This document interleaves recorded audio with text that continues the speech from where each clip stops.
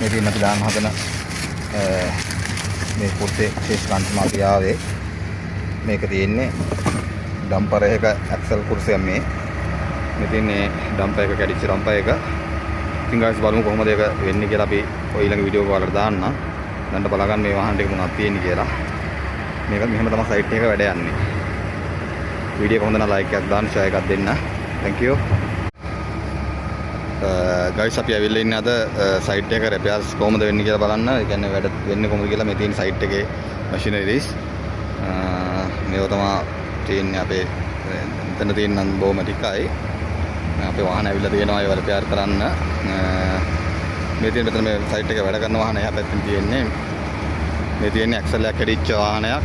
ඒක ඇක්සල් එක repair කරන ගම තමයි අපි දැන් ඉන්නේ. ඒකට අපි දාන ඇක්සල් එක තියෙනවා අලුත් ඇක්සල් එකක්. හලෝ ගයිස් මම අද ඔයාලට පෙන්වන්න ඇවිල්ලා තියෙන්නේ අපි සයිට් එක කොහොමද වැඩ කරන්නේ කොහොමද වැඩ සිද්ධ වෙන්නේ ඒ වගේ කෙටි වීඩියෝ එකක්. මේ ඉතින් අපි බලමු කොහොමද වැඩේ වෙන්නේ කියලා.